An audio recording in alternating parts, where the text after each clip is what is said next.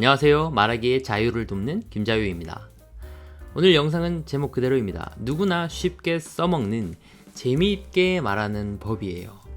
한 번쯤은 그런 경험 있을 것 같아요. 여러분들, 내가 오늘 재미있는 일을 겪었어. 그래서 그 재미있는 일은 좋은 거니까 친구들, 그 주변 사람들과 나눠야 되잖아요. 그래서 열심히 말을 했어. 근데 사람들 반응은 뜨뜻미지근해요. 그래서 어쩌라는 거지? 뭐 이런 거 있잖아요.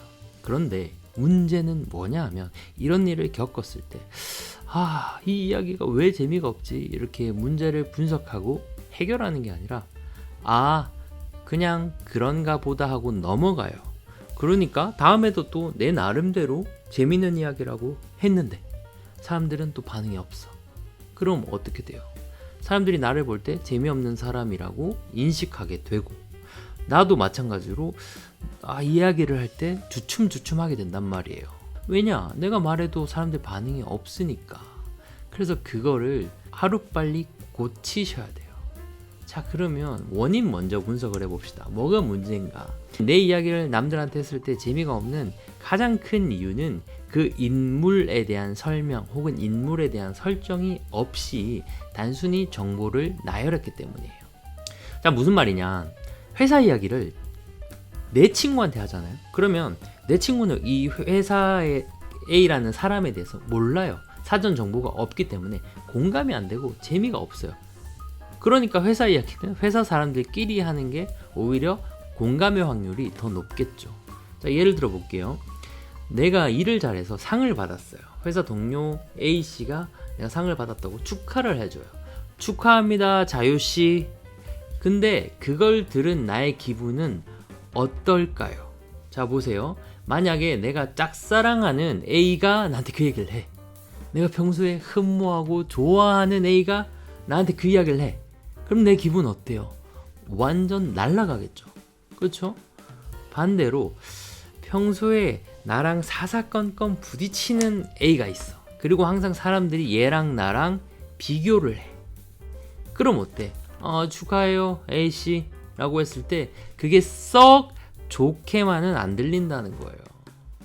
그러니까 이런 식으로 중요한 인물에 대한 설명을 나는 아는데 듣는 사람은 모를 가능성이 있다는 거지. 그 상태에서 이야기를 하니까 공감을 얻지 못하고 당연히 재미가 없겠죠. 자, 그러면 어떻게 인물을 설정하는지를 알려드리겠습니다. 첫 번째, 내가 말하려는 메시지를 가장 강조되도록 인물을 설정하는 거예요. 예를 들어서 똑같이 직장 동료가 나한테 선물을 하더라도 그걸 받아서 고마웠다라고 할 거면, 보세요. 평소에도 나의 생일을 잘 챙겨주던 사람이 선물해줬을 때 고마워요. 아니면 평소에 그런 거 잘 안 챙기고 그런 거에 대해서 무심한 사람이 어느 날 갑자기 내 생일이라고 짠 하고 챙겨줬을 때가 더 감동적이에요. 후자가 더 감동적이겠죠. 뭐 그런 식으로 내가 감동이었다라고 말할 거면 그 메시지가 잘 강조되도록 인물을 설정할 수 있습니다. 두 번째, 인물 설정의 방법은 설명으로 할 수 있겠죠. 그는 좀 무던한 사람이에요. 아니면 그 사람은 평소에 참 친절한 사람이에요 라고 할 수도 있을 것이고, 두 번째로 표정이나 행동으로도 할 수 있겠죠. 예를 들어서 아까 상을 받은 사례 있죠. 내가 상을 받았을 때 그 동료가 축하해요, 자유씨 라고 웃으면서 말하는 경우가 있고, 마지못해서 무슨 도살장 끌려가는 소마냥 축하합니다, 축하합니다, A씨 이야기를 들었을 때 느껴지는 감정이 완전 다르죠. 그럼 실습을 한번 해볼게요. 자, 스피치 모임에서 우연히 내가 꿈에도 그리던 이상형을 만났어요. 그래서 그 이상형을 정말 놓치기 아까우니까 저기 커피 한잔 하실래요? 라고 말을 하고 싶어. 근데 이런 거를 말하는 게 맞나? 좀 너무 부담이 되려나? 상대방한테? 고민이 된다. 이런 말하기 소스, 이 말할 거리가 있어요. 그럼 이 이야기를 할 때 인물을 어떻게 설정하느냐에 따라서 이 이야기는 완전히 달라지는 거예요. 공감을 얻을 수도 있고요, 공감을 못 얻을 수도 있어요. 여기에 나온 인물은 둘이죠. 나 아니면 이상형이겠죠.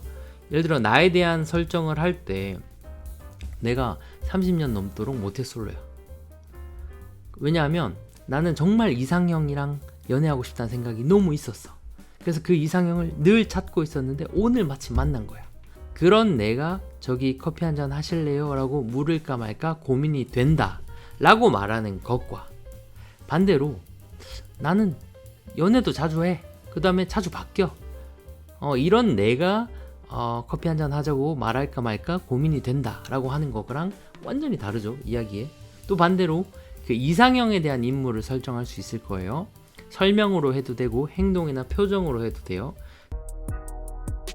그러니까 여러분들이 어떤 이야기를 할 때 이 인물 설정에 대해서 고민을 해보라는 거예요. 그 인물을 어떻게 설정을 했을 때 내가 말하는 이 이야기가 더 재미있을까, 더 공감을 얻을까 차원에서 고민을 해보시면 좋을 것 같습니다. 자, 스토리텔링의 가장 중요한 첫 번째 요소 인물에 대해서 알아봤고, 두 번째 요소는 다음 영상에서 뵙겠습니다. 내용이 좋았다면 좋아요와 댓글 부탁드리겠습니다. 여러분, 자유로워지세요. 감사합니다.